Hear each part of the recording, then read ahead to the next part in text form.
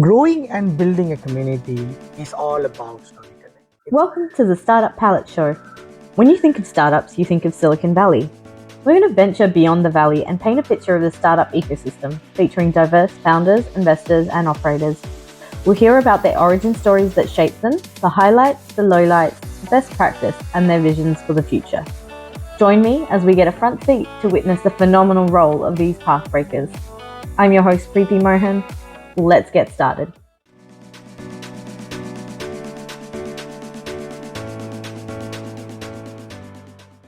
Welcome to the Startup Palette Show. Today we have a multi-hyphenate, multi-talented, incredible human and amazing entrepreneur, Benjemen Elengovan. Vanakkam, Benji. Vanakkam, thank you. Tell us a bit about your origin story. I'm from India, southern part of India, a state called Tamil Nadu, and Chennai is my hometown. And Me too. yes. By the way, Vanakkam is welcome, Welcome. in Tamil. Yep. So that's where I'm from. My parents are from Chennai. I was born in Chennai, grew up in Chennai, I got spoiled in Chennai. And by spoiled, you mean like fed all the time? Fed all the time, yes. Did you live in a joint family? No, but Chennai was too busy. That looks like it was already a joint family. Like it's a very strong neighborhood. You're pretty much growing in others' homes than your own home. I remember when I used to visit, the doorbell will be ringing constantly, or people will be walking straight into your house. Yes, 100%. You just reminded me, people would just walk into your house asking for little things. Salt. Sugar. Milk. It doesn't happen here, right? Though we were living as a nuclear family. Oh my God, there was a strong neighborhood, amazing circle, social life. And that's how my life started. And then where to from there?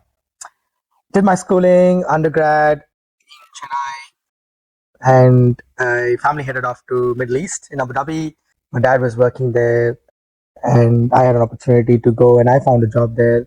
Worked many years in the Middle East, then figured out that I do wanted to keep on studying and move across. So from there, took a flight, came here. How is the culture in the Middle East compared to India? Middle East has its own soul and own culture.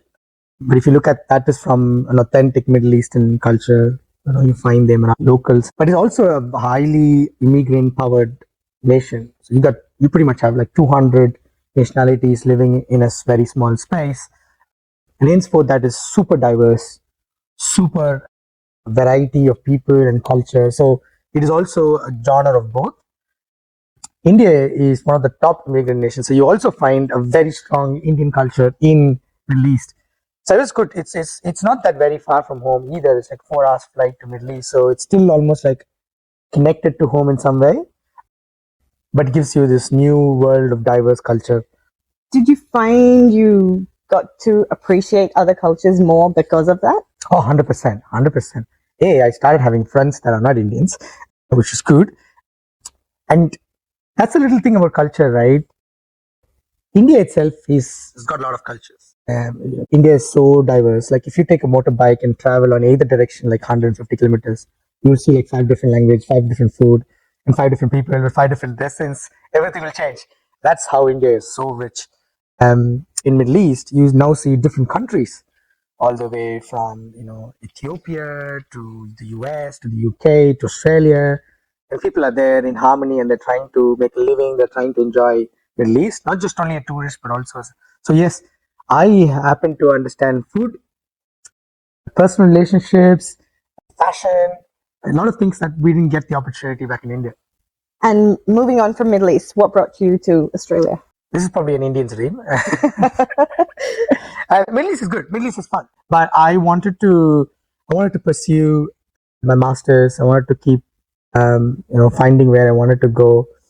And so I started to work around, okay, where should I go and continue my postgraduate studies, or potentially find a place to settle down and actually bring my family, all the stuff. So my first boss in the Middle East, Craig, and he was from Brisbane. So he was my mentor too. And Awesome. And this is when I was like 22, 23 years old. So when I was planning to go outside Middle East, I went and asked Craig, quite confusing. Should I go to the US or the UK or Canada, or where should I go? It's like, you need to go to Australia. I'm like, why? You need to go to Melbourne. Had you ever considered Australia? No, Australia is so vast and big, but not many people actually know what it's truly made up of. Like even the weather, right? We got barbecue Christmas, and people are like, what, barbecue Christmas? Yes. So Melbourne, I landed here in Melbourne as an international student 7.5 years ago. Coming here, what was again the difference in culture? Because I came from Middle East, wasn't a big difference in terms of diversity. So when I came here, I still saw not as many nationalities, but there were still a lot of people, and there were strong roots and second gen immigrants. But Australia has again its own song and dance, and that was good. It was I didn't experience that in the Middle East. Can you explain more what you mean by its own song and dance? There's this cultural ethos with Australia as a nation, and there's also subtle differences between Melbourne, Adelaide, and Sydney, and then the way they express things, the way they perceive things, the way they look at the world, and how and the way they consider beauty, the way they consider wealth, and everything is. Australia has got this real unique identity for themselves, and I'm not just saying Australia as in Australians, but Australia as a whole. And then you've got different players. You've got immigrants, and you've got tourists, you've got students, you've got permanent residents, you've got citizens, all contributing to this ecosystem called Australia. And it was fascinating to see different cultures, different backgrounds, for different reasons coming to Australia and working together. Did you find the laid back culture Hey, confronting? to be honest, yes. It is I wouldn't say laid back, but I come from where it's fast. You got to do it. You got to do it now. It's competitive, and that's India. And then I go into the Middle East. It's again we're almost in a very similar environment. It's got high productivity, and you come here and you find like it's okay, chill. I remember the first day in the university I'm here, and I'm asking my mates like, where can we go have some lunch? Anyway, they take this Charles Dickens pub at the bottom and have a beer. It's like, is it okay to have beer during class? I said, yeah, it's fine. That's how you get inducted into Australia. Okay. It is a part of the culture. You can't deny it. Initially, I thought that is boring. Why can't we get this done as soon as possible? Then later on, I felt that there's actually a balance that comes out of that laid back culture. These days, I'm based in Adelaide, and I'm like, I do all the stuff that I need to do, and I'm not in a hurry anymore. And moving here as a student, I would imagine you had to do several jobs. And this is probably every student would 100% echo, right? Not just students. I think immigrants who, as a whole, across, you come from any country, the first jobs that you would usually land is all the odd jobs possible. You might be a PhD holder on computer science, and you come here and might doing food delivery. What did you study actually at? So I'm a biomedical engineer by trade. I came here, I was doing masters in business and a master's in health administration. But yeah, you're right. I ended up here doing all the odd jobs that I could find in the list. At one point, I was doing like ride share, delivery, bartending, home tutoring, fixing IKEA furnitures, and God know what in between. That was my life for the first 6 to 10 months until I could figure out, okay, who is my employer, who could hire me as a student with limited working hours, and also all the student life that it comes with, because you got a uni, you got to balance all the work. Students are only allowed to do 20 hours of work. Yes. How did you manage your finances and everything at that stage? I come from a very modest, and what we call in India, a middle class family, and so we don't have lots of money to afford for an education. That itself was a blessing. But we got to come here, you got to make, you're independent, right? And that's what many students want to be. You got to pay your bills, you got to pay, your phone, your internet, your house, your vehicle. And now that adds up. And now you got to work for that. And many students come on student loans, and some want to take responsibility, and they take for paying back the students. So now this adds up again. Well, I can earn $20 just by delivering some pizza. And I understood that, $20 was good, because I didn't have many expenses, but delivering pizza was harder. Then it struck me, I'm doing a lot of work, but I'm actually not making enough money. So that student life where you don't have much expenses, but you still depend on these odd jobs, and you can't work 20 hours is nothing. You got to be mean, and you got to make sure you got your finances right. Yeah, and that's a hustle. It's a hustle. It's a real hustle. Moving forward to your actual hustle right now, My Gigsters, how did that come about? I landed here and I was a gig worker myself. And gig work was a concept that many people didn't understand then. And now everybody knows it's digital work. If you're working for Uber, Tasker, Upwork, Fiverr, and if you're one of those digital workers, work on an app or through an app, you are a gig worker. So I was one of them. And in 2020, we sadly lost a few food delivery drivers in multiple accidents in Sydney. And that caused a national debate on, hey, who are these people? Why are we not protecting them? How can we protect them? And that opened up the conversation of what today is called, how can we protect gig economy? At that moment in time, Victorian government took up a challenge to say, how can we protect and make these gig workers safe? And interestingly, the Victorian government invited startups to solve that challenge. Awesome. I was running another startup at that point, and what was that startup? It was a company called My Safety Bot, and it was an IoT-based workplace solution. It was at that point already 3 years old, and we were doing enough clients across the world. But because I've gone through the problem myself, I somehow felt that, dude, this is a problem we need to fix. I've been there. I've seen the good, bad, and ugly of being a gig worker, and I empathize with this problem. I need to solve this problem. They're the best sort of problems to solve, ones you have true empathy for. Correct. I told my team, and we were just two at that point, and my CTO and myself, I was like, what? We can solve this problem because we've been there. And so that's the start of My Gigsters. We didn't have a name or a company back then, but we started to genuinely go and reinvestigate the problem again. Fast forward 2021, we officially launched My Gigsters as a community. And then the product later in 2021 and become an official startup, and we grew from there. We ended up selling My Safety Bot, and this was a big decision for me. A company that I built over time. I was somehow shamelessly obsessed in solving this problem. I was like, we'll sell the other company. Let's focus on this one. And how is that decision-making process of letting go of something that you worked on for 3 years to pursue something else? There is more capital when the other company, and there was product and had assets and IP. I think that was a founder movement for me. I'm going to spend the next 10 years building something. Okay, I guarantee, because I'm a founder, I'm going to hustle, I've got entrepreneurial mindset. I don't want to do something that I'm going to love doing it every single day. 4:30 to 12:30. I'm going to do it, again. 4:30 to 12:30. What is that? Is that PM to PM? AM to PM? But that's how the startup hustle is, right? You work 24/7, or you work out of love, because you want to solve that problem genuinely.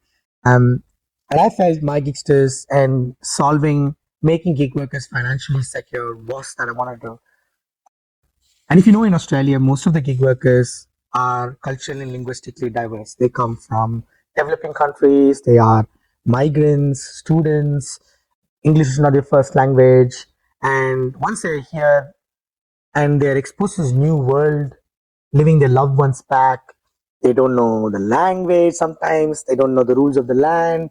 They don't know what ATO, ABN, sole trader means, nothing. They hardly know like 10 people, probably roommates and a few people, others. And now they have to work. And gig work is easy to enter. All you need is a bicycle, right? And you just apply 3 days, you're starting to work now. We wanted to definitely help this community and this cohort because it's a more vulnerable cohort. And that's how My Gigsters started. Yes, we've got more now and expanded from that point. It was an easy decision to make because I felt my heart was here. And it's like, let's follow this. I don't care if you make money or not, but let's keep going here. And how was the process of convincing everyone that you used to work with for your previous company and saying, okay, guys, this is the time we sell and move on to this? My team was very supportive. We changed the belief structure now. Now they found their own trust in this process, and they felt, yes, this is far more bigger impact that we can make to people becoming financially secure. But they did take their own paths to find that trust and alignment to the purpose. And now we've got an amazing team. Most of them are gig workers, by the way. Awesome. And we are crazy obsessed with the problem. Entire team has empathy for the problem. Yes, 100%. This is one of our ethos, right? We love the problem that we're solving, and we happen to show that we're building a product for it. For us, the solution that the product we actually have is secondary. Who can we work with this to get this problem solved? What kind of education do we need to do? How can we get this community to talk about this problem, get them to create that safe space? So that has always been our number one priority, and I don't intend to change it for the rest of the life of My Gigsters. What's really interesting to me is you went from essentially being a gig worker to a entrepreneur overnight. I'm oversimplifying it. But what was the shift in mentality for you to do that? For me, it was hard, and mainly because I came here as a student, right? And for many students, when the priorities are you find a job, you want a stable income source, you somehow secure some kind of residency that you know that you got a future in Australia, and then you start to build your life after. Most students come here are and not married, so they wanted to like start their life here. They got a beautiful and a bright future ahead, and that's their priority. I was like them, but I also want to be an entrepreneur. Now that's a bad combination because you either have a stable life or you have a risky life with nothing certain. And entrepreneur is like this. It's like this gamble that you don't want to play, but that's the beauty of it. I was transitioning. I had a very good job, thanks to the people who hired me. I was a consultant while I was studying. I did a lot of consulting across Australia. Then I worked for a non-for-profit, the Australian Red Cross Lifeblood hired me, and I was doing some really good job at that. But the entrepreneur in me was just suffocating. You wanted to break free. That was the challenge. One side, I wanted to be an entrepreneur. Another side, I'm married, I've got kids. I remember my safety bot and my firstborn was pretty much coming at the same time. Have I taken care of the responsibility of my family, and I'm an immigrant? I probably know like 30 people, 40 at best. I'm not rich, so I can't even bootstrap the company. I'm just from a student now. Yeah. I don't even have a visa. So all of this, like, how do I start a company without knowing that I don't have a future here? I was in this self-limiting belief for a very long time. What made you break out of that belief? I met a lot of people across Melbourne and across Australia, and I met people like me who somehow break free from that, immigrant or a student, temporary resident to an entrepreneur. I was inspired by those startup founders, those mentors, thanks to Melbourne startup ecosystem, which gave me that boost of confidence that it is okay. It is okay to go try it. It's okay if nothing happens, but it's okay to go try it. And it's also part of Indian in me, right? If you're starting something, you should always end successful. Everything has to be so. You always have to be number one. It doesn't have to be. It's okay. You just have to enjoy the process of going there. It took me some time to realize that it's okay. But yes, I am still responsible for the loved ones that I am supporting. Okay, what are the risks that I have? How can I mitigate that and come up with a plan so that if it happens, I'm not in a really bad shit position, but I'm okay. I can live life. So that transition, that moment of transition was, I think, during COVID, where I was still having a full-time job and running a startup and having kids, and I was like mad hustling. But then I decided it's okay, Benji. It is okay to jump and figure out later. I'm super grateful that I've done that, and now I don't want to go back. That's incredible. I can only imagine that the challenges mentally.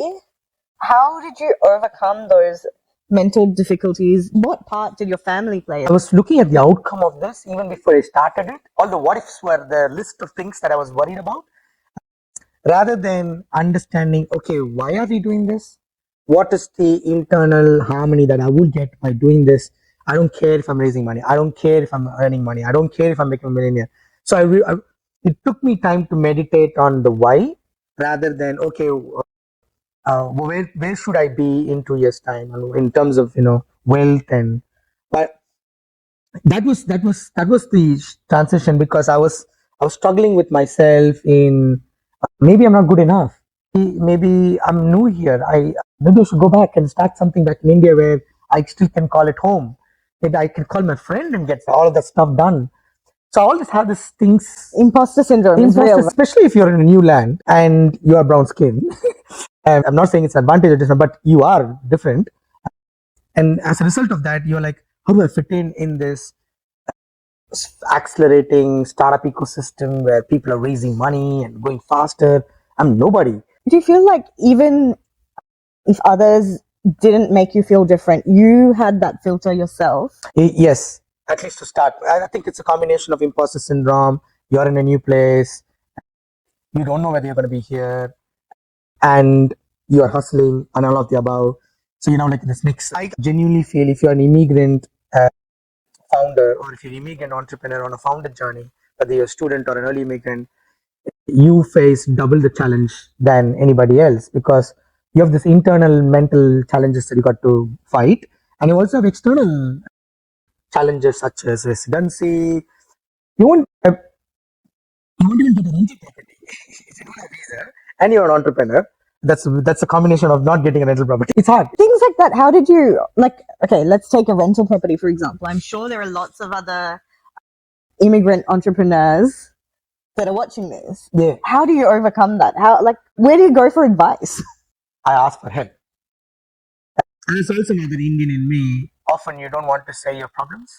You don't want to go say, you always want to be this resilient, hard egg, always. You want to do everything. It takes a village to raise a startup, right? It's all about knowing others. It's all about working together. It's okay to go ask. So when I was moving to Adelaide, and we were in the middle of the pandemic, we couldn't even go and inspect a house. And here I am. I actually didn't have a visa, and I am not working full time. So I don't have a pay slip or anything. I can't even show that I'm working. And how do I get a property? And I had a young kid, and I have to move. So I had to call.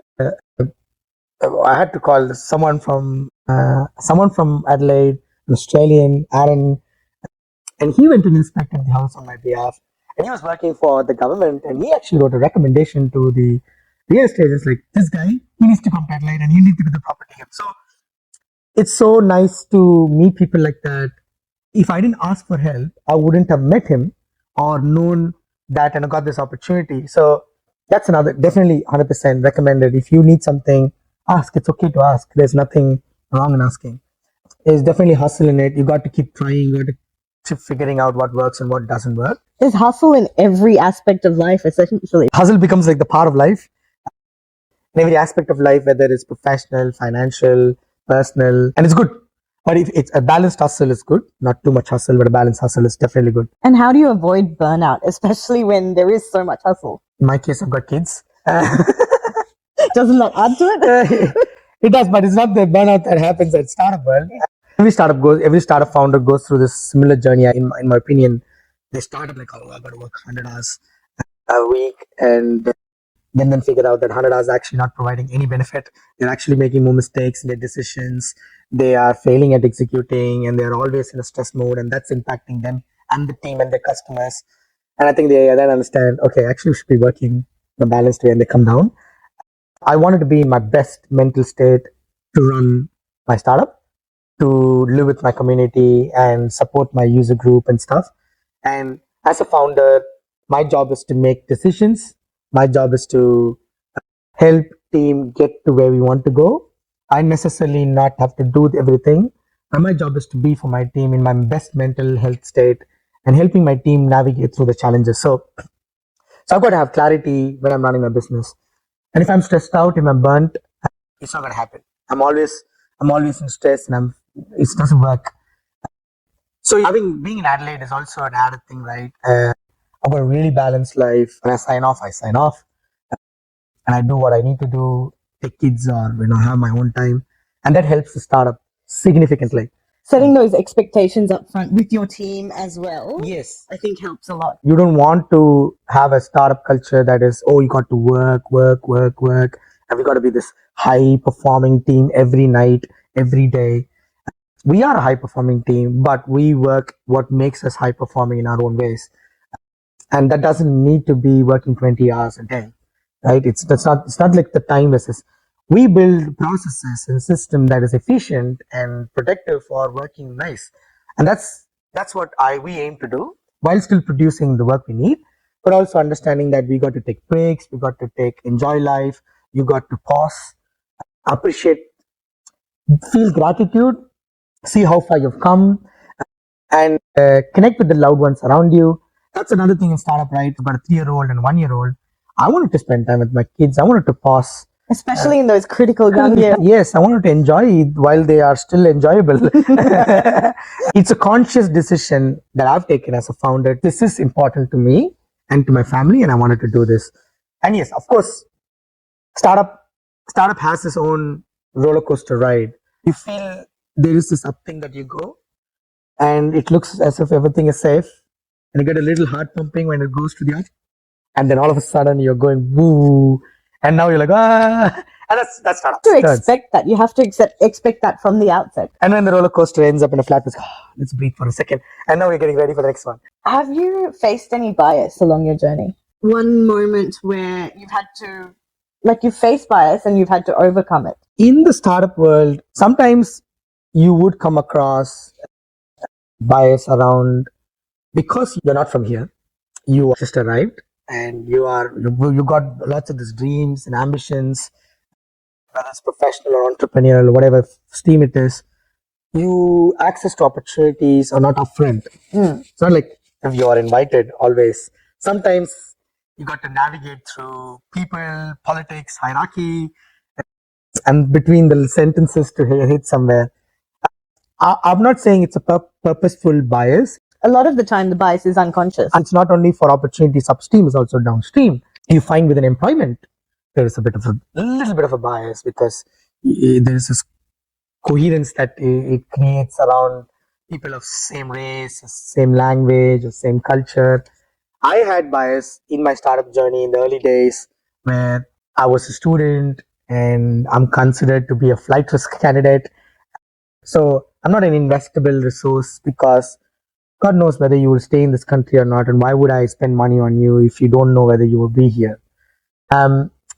I am here, but at the early stages, people didn't know that it was possible. They didn't understand what immigration meant, and as a result of that, that's the fear. Yeah, many students don't get job opportunities, even though they are super high skilled, highly experienced, probably are gems in the industry, because the employer doesn't understand immigration or the way student life works. They don't offer them a job. They don't have the empathy for the situation. Like, I've got some emails. We would love to offer you, but at this stage, we're looking for someone who's got permanent residency. It's like, okay. Well, the classic, we're looking for Australian experience. It's changing.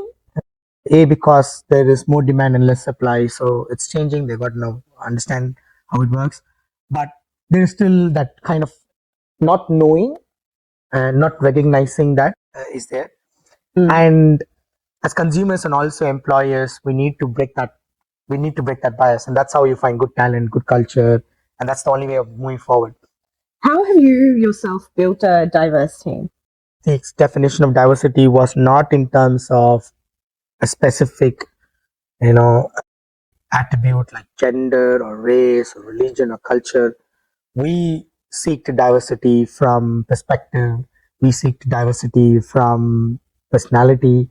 We seek to diversity from their own spiritual belief systems or how they see the world and how they wanted to see the world. So we took a little different way of, as a startup, we are a very small team of 12. So that's how we wanted to take diversity as a stand.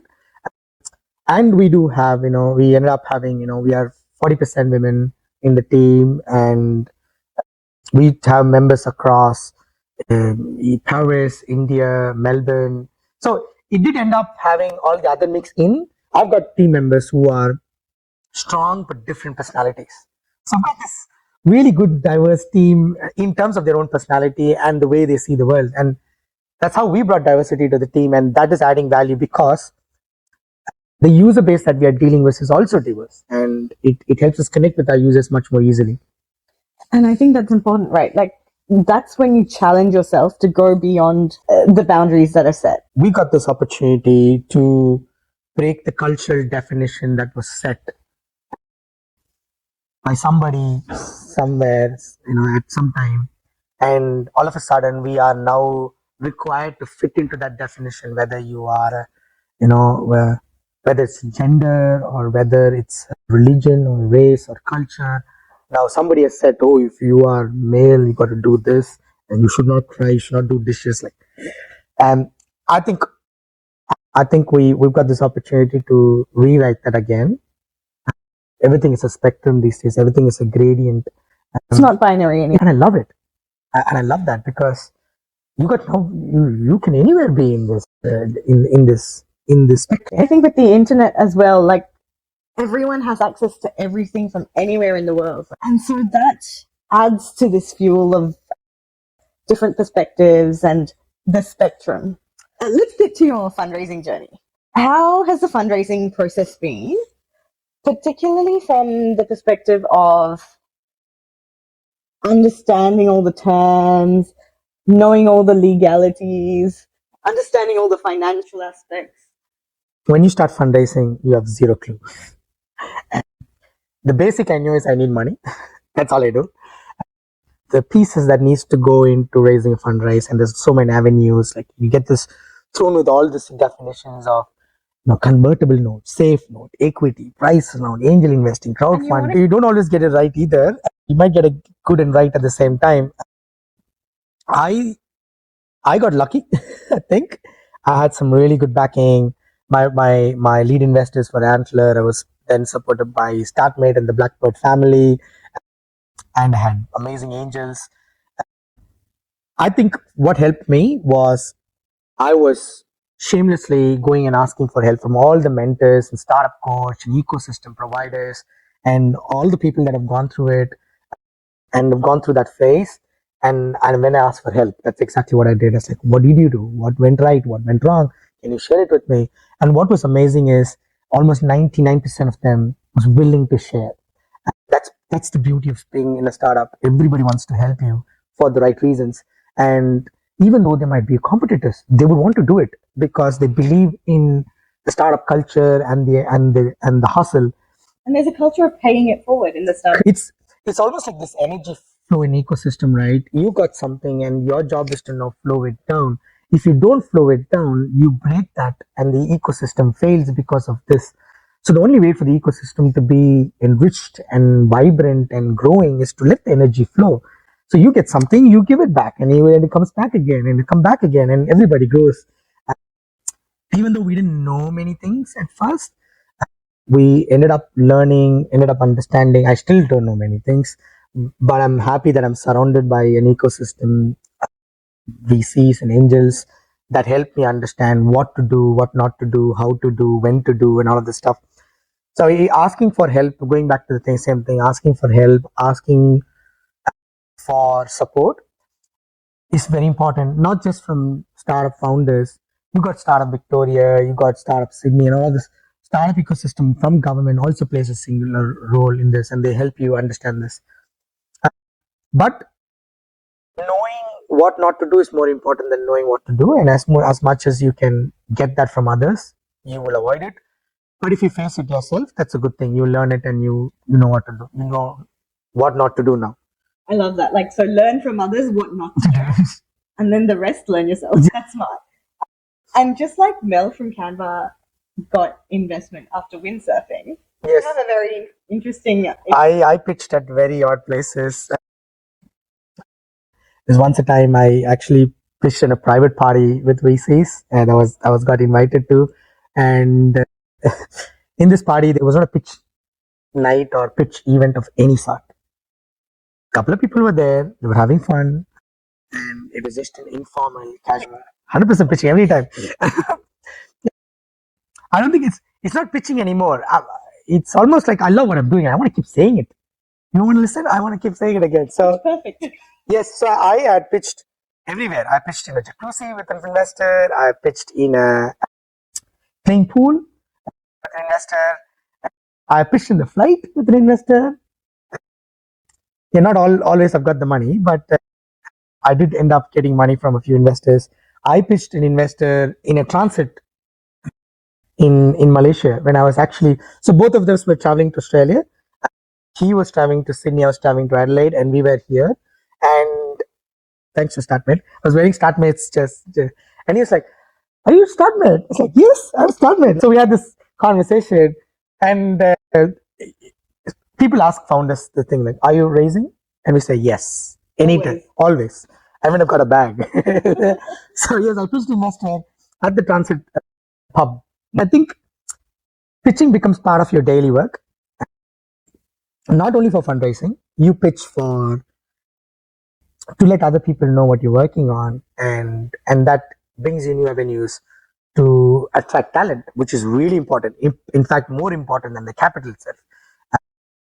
To find partners, stakeholders, community supporters. All of this comes through you saying what you're working on. Actually, that's a great point because most VCs or investors, what they look for is good storytellers because you need to be able to sell that story to investors, Yes, to partners, to the community, to future employees, to your customers. So that's a fundamental part of it. thanks to my mentors, I don't do the standard, straightforward elevator pitch, almost like selling your business. I've understood if I'm an authentic self, telling why I started My Gigsters and what My Gigsters do, I create a memorable experience in that conversation, even if it is just for a few minutes, or I've intrigued the interest of the listener, or the investor, or another employee, a potential talent, and then the conversation continues. So when I'm able to bring that story to the listener, all of a sudden they are in this new mode of conversation rather than me selling the business. Oh, we have launched a product and growing at so much stage. Like, yeah, no, I came here, I was a gig worker, and have you ever been a gig worker? And we help people like me to be financially secure. And oh, what does mean? And then I start to tell about the business. Perfect example. And this is where the story is what ultimately sells. You're creating an emotional connection, essentially, to get people on board. Story carries emotion.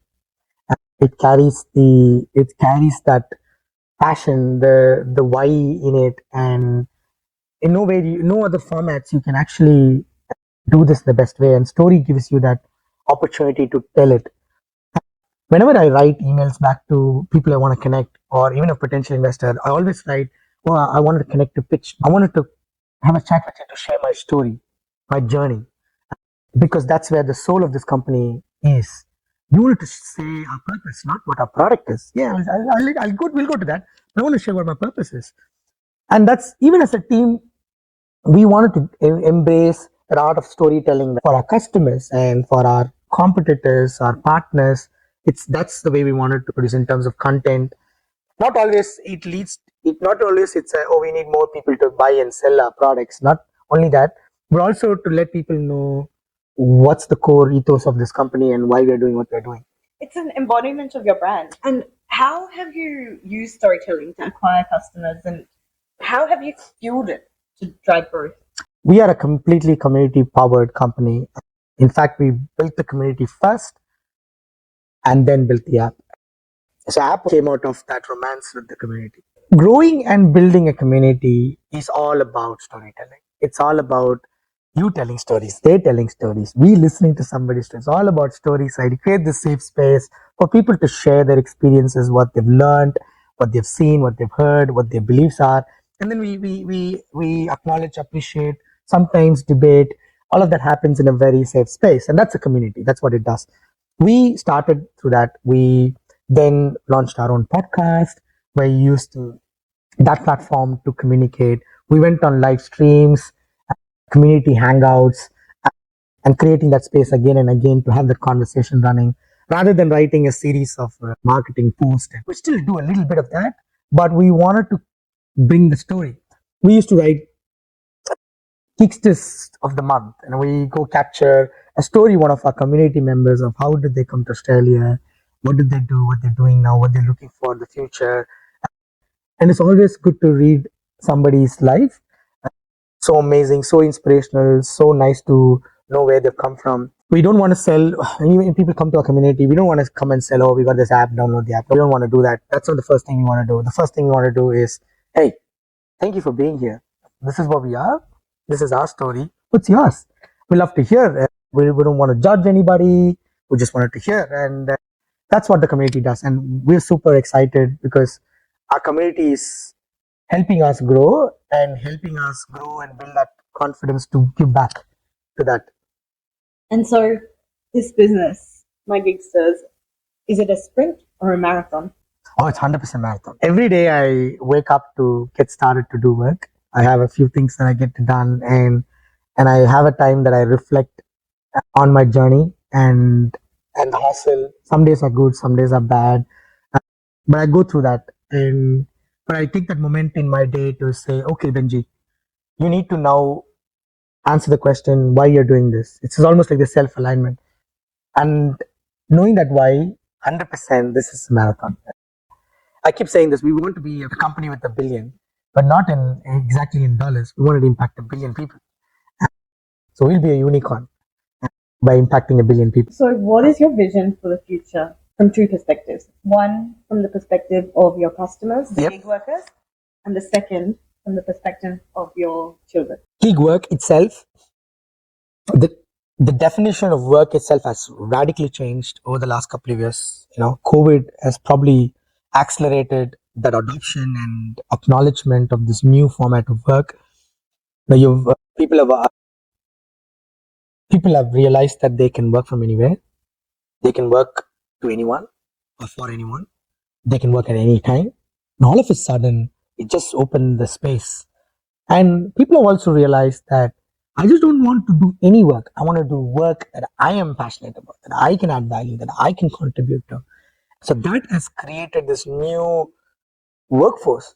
I call it the future of work. I'm 100% convinced, and all the stats are telling, you got 40% of the global workforce are going to become gig workers in the next 5 years. I don't want to do different things in life.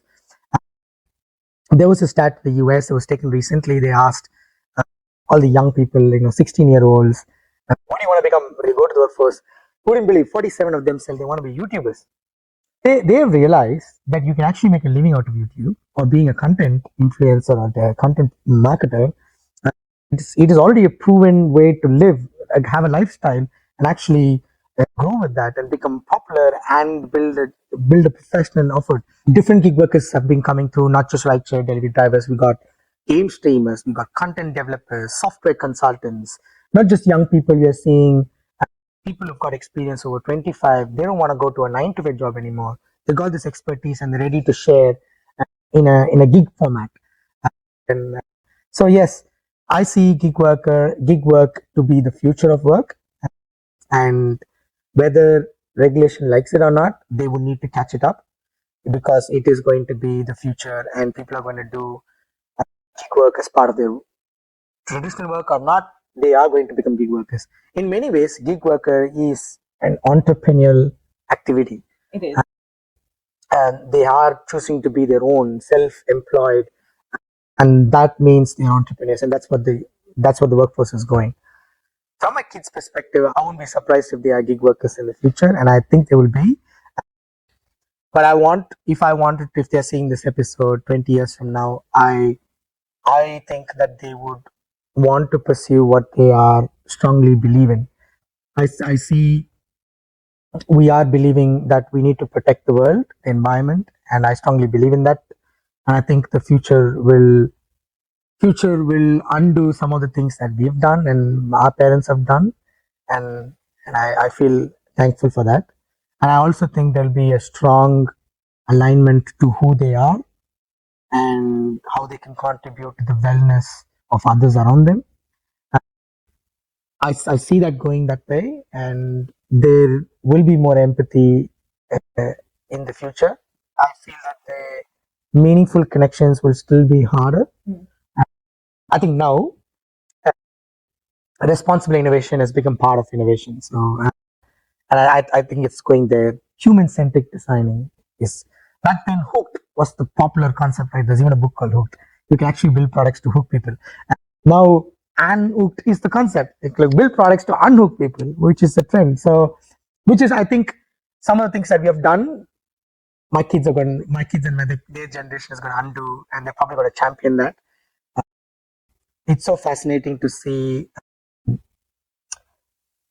because of this internet, as you mentioned, because of this travel and cross-border connection, cross-border learning experience. When I grew up, in India, in this school where all my friends are Indians, and this society, and I was in this bubble called, and when I experienced diversity when I was a teenager, my kids are experiencing it today, From the and get-go. my daughter is composing a sentence with multiple languages, All in one. all in one. I'm like, that's a cool talent to have. I don't know if it's a talent or she doesn't have the vocabulary, but anyway, it was pretty fun to hear her saying half in English, half in Tamil, and it's broken also both ways. I think it's like how our parents saw the generation of this technology. Now we are seeing the generation of embedded experience. If you could leave everyone with one quote or mantra to follow, what would it be? Life is not happening to you, life is happening for you. And you just have to stop, pause, you acknowledge, identify, acknowledge, embrace, appreciate, and then move on. You're an accumulation of that experience, and I am grateful of that past. Even though there were episodes that I was bad, I am grateful of the past. Now that I'm grateful of the past, I know the future will be grateful of the present. So if I know the future will be grateful of the present, why can't I be in love with the present? Henceforth, I've started to realize that life is not happening to me, life is happening for me. And I'm ready. I'm ready for all the life's things, good, bad, and ugly, and I do what I love to do, which is what I'm doing. There you go.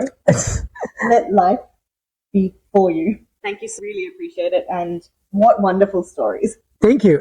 Thanks for tuning in to the Startup Power Show. If you had a blast listening to this episode, come on board and join our incredible cheer squad.